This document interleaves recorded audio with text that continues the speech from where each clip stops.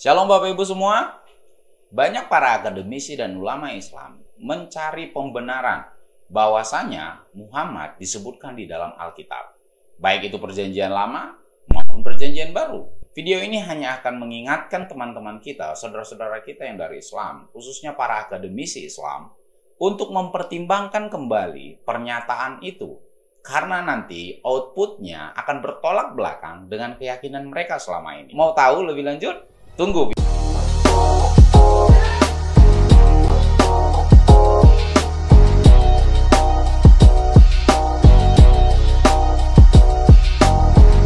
Segala macam cara dilakukan untuk membenarkan, mencari ayat di mana Muhammad disebutkan dalam Alkitab. Bahkan beberapa teman saya menuduh bahwa orang Kristen sengaja menyembunyikan identitas Muhammad dalam Alkitab. Selama ini, saudara-saudara kita yang dari Islam selalu mengatakan, pakai otak, pakai akal, situ waras atau enggak. Saya pribadi sebagai orang Kristen, seolah-olah dituduh tidak pakai otak. Oke, tidak apa-apa. Anggaplah saya adalah orang yang selama ini tidak pakai akal sehat saya, tidak pakai rasio saya. Tidak masalah Bapak Ibu. Kita ikutin. Ya, nah saya mulai pakai akal sehat sekarang. Kalau Alkitab itu dikatakan palsu, kita tahu sendiri bahwa mayoritas orang Islam mengatakan Alkitab itu sudah dipalsukan. Nah, kalau Muhammad ada dalam Alkitab, di mana Alkitab itu adalah kitab yang palsu, berarti pernyataan Muhammad dalam Alkitab itu juga palsu. Kenapa? Referensinya adalah palsu. Begitu kira-kira akal sehat orang Kristen, Bapak Ibu. Jadi, kalau sudah dikatakan bahwa Alkitab palsu, harusnya para akademisi, ustadz Islam, tidak lagi berbicara tentang Muhammad ada dalam Alkitab. Kenapa? Di kitabnya itu palsu. Kenapa mencari pembenaran pada kitab yang palsu? Harusnya perdebatan Muhammad ada dalam Alkitab stop sampai di sini, tidak berlanjut lagi. Harusnya sampai di sini tidak ada lagi ulama Islam dan para akademisi yang mengatakan bahwa Muhammad ada dalam Alkitab. Karena referensinya adalah dari sumber yang palsu. Jangan mencari pembuktian pada kitab yang palsu. Nah, kalau masih tetap juga berlanjut pembahasan Muhammad ada dalam Alkitab. Yang pertama, ustadz yang mengatakan Muhammad dalam Alkitab adalah ustadz yang sesat. Kenapa? Mengambil dari referensi yang palsu. Mengambil dari referensi yang sesat. Nah, orang yang mengambil dari referensi yang sesat adalah orang sesat. Mencari pembenaran kepada kitab yang sesat adalah sesat. Berarti ustadz yang mengatakan dan membenarkan dan mencari pembuktian bahwa Muhammad disebutkan dalam Alkitab berarti adalah ustadz yang sesat, Bapak Ibu. Yang kedua, kalau masih tetap mempertahankan bahwa Muhammad ada dalam Alkitab, itu berarti saudara kita itu mengakui bahwa Alkitab itu benar. Itu dulu. Kalau diakui Alkitab itu benar, baru pembahasan selanjutnya muncul, Bapak Ibu. Ketika saudara-saudara kita yang dari Islam mengakui kebenaran Alkitab, itu harus juga mengakui hal ini. Yang pertama, Yesus adalah Tuhan yang jadi manusia. Karena itu tercatat dalam Alkitab. Ketika kita katakan bahwa Muhammad ada dalam Alkitab dan Alkitab itu benar, berarti semua kisah Alkitab juga harus benar. Yesus harus diakui mati disalibkan demi menebus dosa manusia. Murid-murid Yesus dan para rasul adalah benar, termasuk Paulus sendiri. Dan yang keempat adalah apa yang melawan isi Alkitab, melawan Kristus, itu sama dengan antikristus. Pertanyaan saya kepada saudara-saudara kita yang dari Islam, apakah Anda mengakui Alkitab itu benar? Kalau Anda mengakui Alkitab benar, berarti Anda harus mengakui bahwa Yesus adalah Tuhan yang jadi manusia. Baru bisa lanjut bahwa Muhammad ada dalam Alkitab. Ketika Anda tidak mengakui bahwa Alkitab itu benar, maka stop sampai di sini. Jangan cerita lagi bahwa Muhammad ada dalam Alkitab. Karena Anda sudah katakan bahwa Alkitab itu palsu. Jangan mencari pembuktian dari yang palsu. Carilah pembuktian dari yang benar. Masuk akal Bapak Ibu? Anda yang pakai akal sehat atau saya yang pakai akal sehat? Anda pakai akal sehat atau orang Kristen yang pakai akal sehat? Nah, sebagian orang mengatakan, itu kan perjanjian baru. Alkitab yang benar adalah perjanjian lama. Perjanjian baru tidak berlaku. Sebagian orang mengatakan demikian. Oke. Kita ikuti Bapak Ibu. Baik, kalau Islam mengakui bahwa perjanjian lama adalah kitab yang benar dan itu masuk dalam Alkitab, perjanjian baru hilangkan, berarti yang pertama Anda harus mengakui Ishak adalah anak yang dikorbankan oleh Abraham. Ketika Anda mengatakan perjanjian lama adalah kitab yang benar dan perjanjian baru bukan kitab yang benar, berarti Anda harus mengakui Ishak adalah anak yang dikorbankan oleh Abraham, bukan Ismail.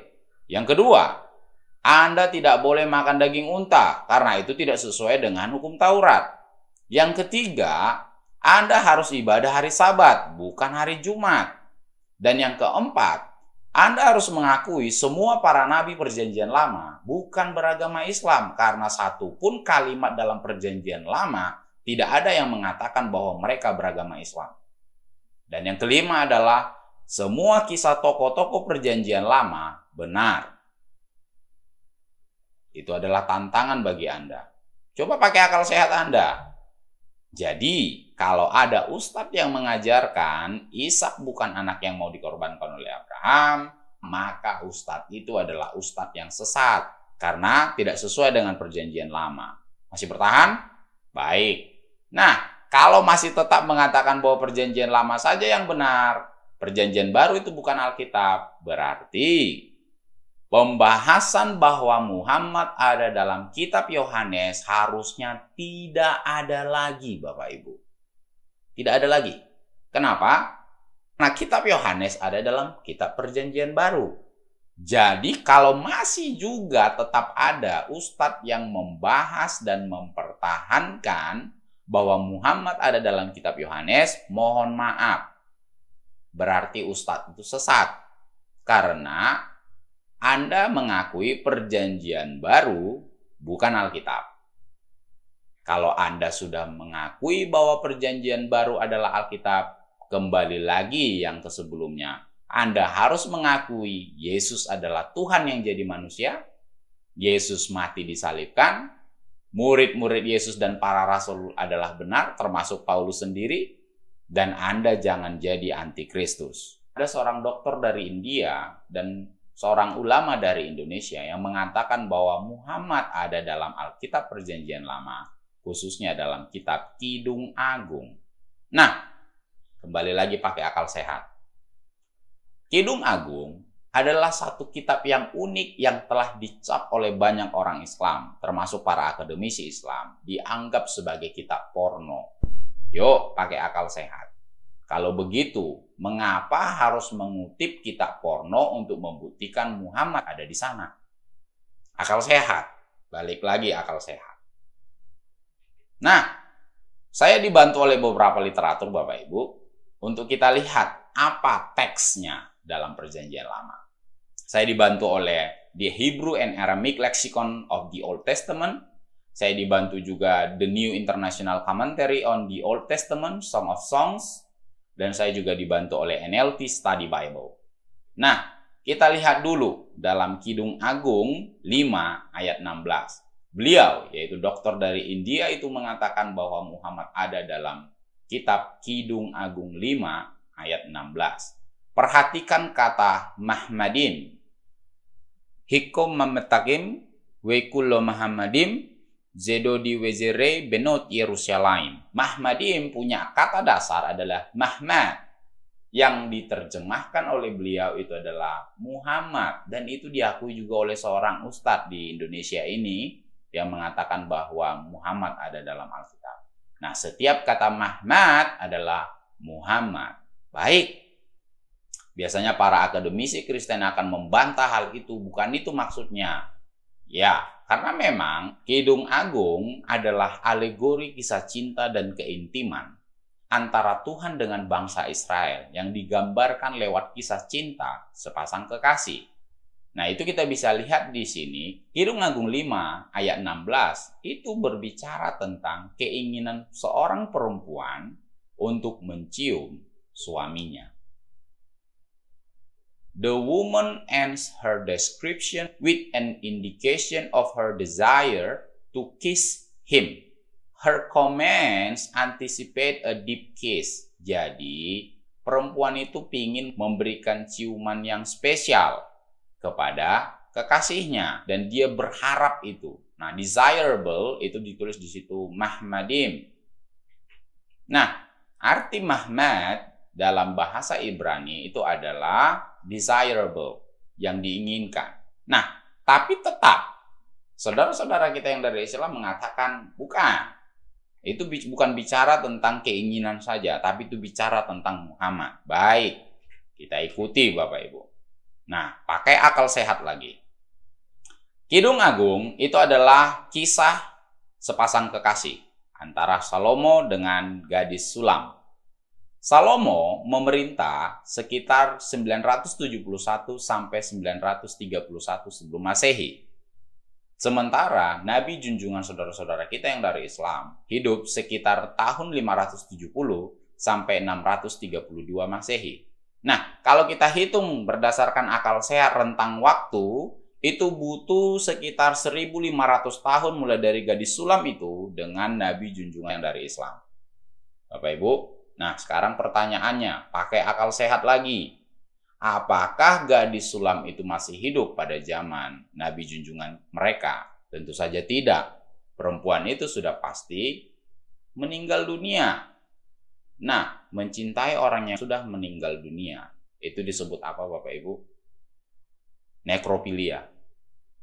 Jadi mohon maaf ketika saudara-saudara kita yang dari Islam mengatakan bahwa Muhammad ada dalam Alkitab, itu berarti mereka telah mengakui Nabi junjungan mereka adalah seorang nekrofilia.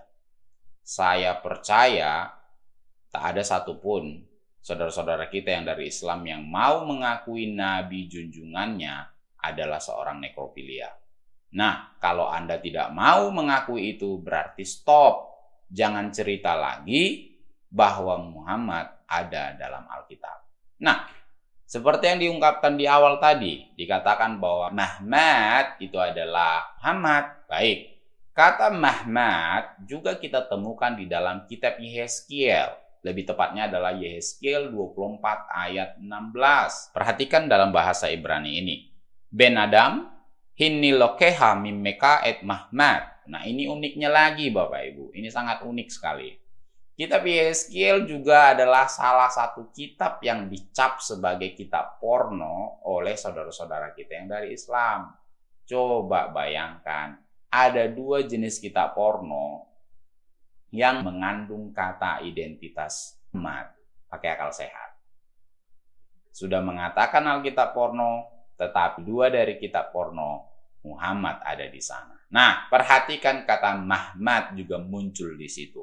Hai anak manusia, lihat aku hendak mengambil daripadamu dia yang sangat kau cintai. Dia yang sangat kau cintai, Mahmad. Kalau katakan bahwa Mahmad adalah Muhammad, yuk kita pakai akal sehat lagi. Yehezkiel adalah seorang nabi dan dia berjenis kelamin laki-laki. Kalau Ahmad dikatakan di situ dalam Muhammad, kita tahu semua pasti Nabi junjungan saudara-saudara kita yang dari Islam adalah laki-laki. Kalau Yehezkiel mencintai Muhammad, berarti laki-laki mencintai laki-laki. Mohon maaf, itu disebut apa Bapak Ibu? Homoseksual. Gay. Bapak Ibu, apakah Anda mengakui hal itu? Tentu saja tidak. Berarti stop. Jangan cerita lagi Muhammad ada di dalam Alkitab. Itu sebabnya saya katakan hati-hati mengatakan Muhammad ada dalam Alkitab. Situ masih pakai akal sehat? Tunggu video berikutnya.